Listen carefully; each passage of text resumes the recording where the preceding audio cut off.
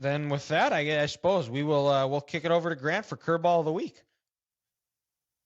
All right, so this is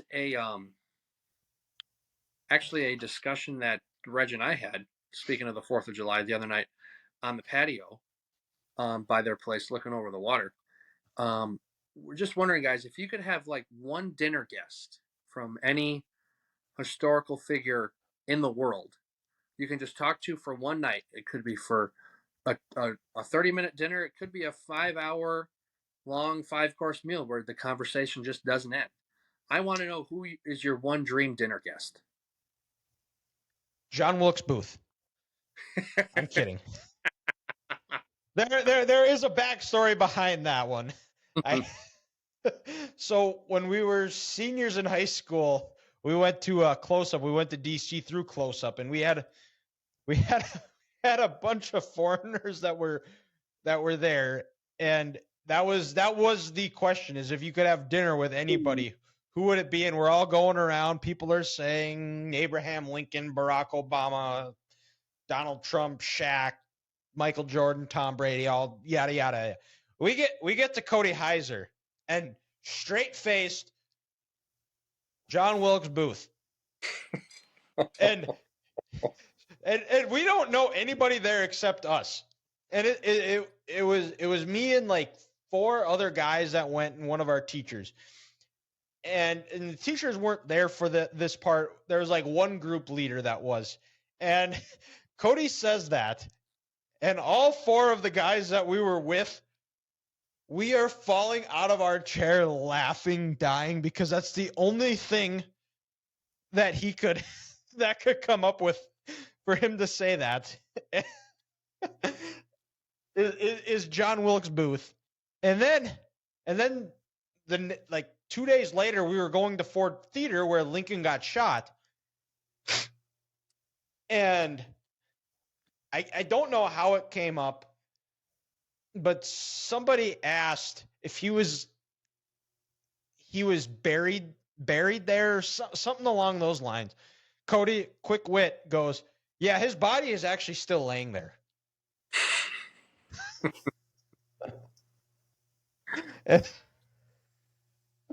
Yikes. Again, we all fell out of our chair laughing, dying that he would say that, because these people, they're not from America, so they actually would have believed him too. Oh, And then the teacher goes, no, it's not there. He's not buried there. He's not laying there. And we're sitting there laughing. The teacher just kind of looks at us like, really, guys? It's really? like, yeah. We and this was after we graduated high school too, so we didn't have a care in the world. We got our diplomas. They couldn't expel us or anything. Mm-hmm. But now that I told that story, I'll let Ethan, you can go, and then you can go back to me. I'm down to 3 people: Hitler, Stalin, and Joe Mauer. But I think I'm gonna go Joe Mauer. God, I would hope so. Joseph Stalin, he could have been a great actor, though. Just like in Friends. Hey, you need to change your name. How about Joey? Just sounds so immature. How about Joseph? Joseph Stalin. That's a great idea. Yeah. Taylor, you know there's a Joseph Stalin. He killed like a bunch of people. You're kidding, Joe. Wow. What a great show. What a show. Oh my goodness. Ethan, I had a teacher who said that if he could have dinner with 3 people, it was Joe Mauer, Edgar Allan Poe, and General George Patton. That's not terrible people. So, and the guy who it was is someone that I looked up greatly to. One of the finest men I ever knew. Passed away a few years ago, R.I.P. But don't want to get too sappy here. But for me, I think it'd have to be Michael Jordan. I do. I would just love to sit there, pick his brain of what made him become the way he was, of his win at all cost mentality. Because you hear a lot of people talk about how they wanted to do all this, all that, but like, how how you develop that mindset of that, and how you were able to just will your way through things and just find ways to dig things out, and just to find a way to pick his brain and just hear just interesting stories from throughout his years, from when the Bulls were the traveling cocaine circus to their 6th world championship, and how he did not push off Byron Russell and found the guts to get through to make that shot and not let it get to a game 7. It would be fascinating. Mm-hmm. And I just watched Air on the flights back to Fargo, and also a tremendous movie. If you guys haven't seen it, you should go check it out. I've heard everyone tell me that it's great and it's a must watch. It is. It's on Amazon Prime. Well, there you go.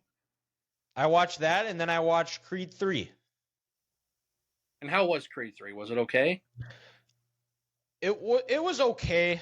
It wasn't the best. Yeah. I would say it was similar to the Rocky 3, where it was good, but it wasn't the greatness that was the first Rocky or Rocky 4. I would say it was somewhere in between Rocky 2 and Rocky 3. Not going to put it on the level of Rocky 5. Not going to put it on the level of Rocky 5. That's in a category of its own shittiness. Yes. But maybe I would put it maybe comparable to like Rocky Balboa, the one that came out in like mid 2000s, which was a good movie, made up for Rocky 5. It was a little bit unrealistic in a sense of it, but I thought it was still pretty good. I would, if on a scale of a 1 to 10, I would give it like a 6.3. Okay. Well, yeah, interesting. It's kind of your average. It's also on Amazon Prime, so you guys can go watch it. Well, look at that. Looks like Dylan's giving me some homework to do. Yep.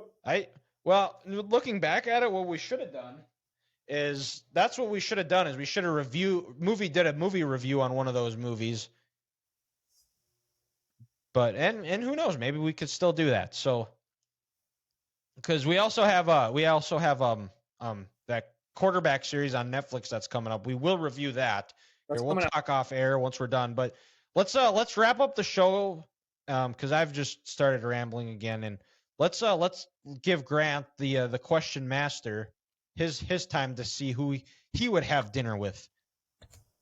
So I'm sitting. And back. Why is it with the inventor of GIF?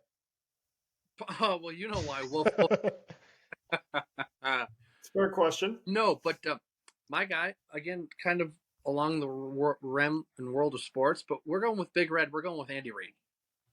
Because one, I know we're going to have great cheeseburgers all night. Where are you going? Where are you going to dinner with Andy Reid is a better question. So, to his restaurant of his choosing in Kansas City. Okay. And Ethan, if you were Joe Mauer, where would you be going to dinner with Joe Mauer at? Oh, Manny's. Manny's, okay. Mm-hmm. And me and Michael Jordan, I would say I would be going to his steakhouse in Chicago. Yeah, no, Andy's choosing the place in Kansas City. Are we going to be getting some ribs, some brisket, some pulled pork, maybe a sausage pizza, and a salad on the side to cancel out our chubbiness? Absolutely. That's covered in barbecue sauce? Yes. Barbecue sauce and Thousand Island dressing, because we are definitely getting a Reuben as well at dinner. But no, I just pick his brain for how a former offensive lineman became the best mastermind in the NFL of designing plays. And now he was the only coach to ever, I believe, get not one but 2 tight ends when he was coaching that room to the Pro Bowl in the same year. And how just good of a teacher that he is. All these other coaches he's developed and players, and how he builds relationships, and how none of his past players are going to have a bad thing to say about him.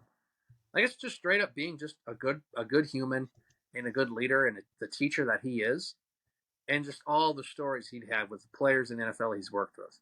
Brett Favre, Donovan McNabb. I think he started in San Francisco. I don't know if it was Montana or or Steve Young, Sterling Sharp, Terrell Owens, Tyreek Hill, Travis Kelce, just the football stories, the good people he was with. It would be just an awesome night. You ask him a question, you sit back, and you don't say anything. You just listen. Yeah, that would be incredible. Incredible to hear. I'd love to be a fly on the wall. Do you guys have any honorable mentions? Hmm. You know, I don't know. Or actually, how about a non-sports related person to go to dinner with? Nah, actually no. Screw that. Screw that. We can do that, but honorable mentions and then someone that isn't sports related. I'd say a guy like Warren Buffett. Ooh, good choice. Also, just for how he goes to the same steakhouse every night, he gets his McDonald's in the morning. How, like I joked earlier tonight, if I became a millionaire, nothing would change me. You know, this man is the richest man in the world. He goes to the same place in Omaha. He gets the same food order every single time, and Lives none in of the his same house that he bought for like lives $17,000. and just how he became the man he is, and why he never left Omaha, and why he's given his money to charity and not his kids. It would just be fascinating because money can change a person, make them an absolute asshole. But it didn't do it to him, and he's still kind of hunkered down in the heartland of America. Not to get sappy, but I'm going to say my best friend from Iowa's dad passed away about 12 years ago. Yeah. Okay. Me, I would.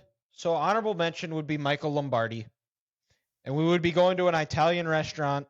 We'd drink some fine wine. We'd have red gravy. We'd be discussing the middle eight for 3 hours.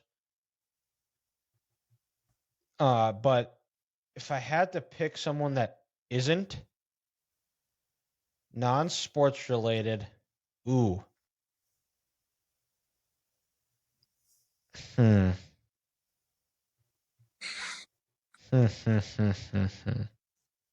I would say, because I'm reading a book about it right now, is Lewis and Clark.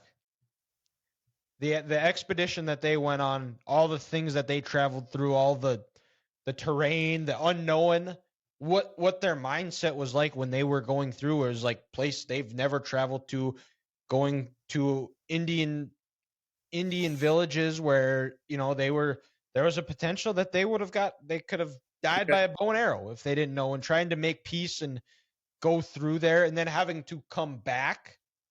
I would love to sit there and listen to them tell the stories of Mm-hmm. traveling the Louisiana Purchase. Yeah, which is following the Missouri River, right? Missouri River out west. Yeah. Mm-hmm. Yep. And discovering the Great Falls in Montana. That's kind of where I'm at right now. Or I don't know. I don't know if this is considered sports related or not. I would say it's more business related. But Phil Knight. Oh, that's totally business. Mm-hmm. Okay. So yeah, I think that might be it too. Those would be my two if I had to choose. I guess I could say Phil Knight because he's still here, but No, like I said, it don't have to be someone who's living. It could. We could go back 12 years, like Ethan said. We could go back 150 years, or 200 years. It's your dinner, and you guys can just talk with whoever you want to talk to. Or a guy like actually, I don't know if I'd want to go to a dinner with David Goggins, if you guys know who he is. No idea. He was a former Navy SEAL, ultra marathoner.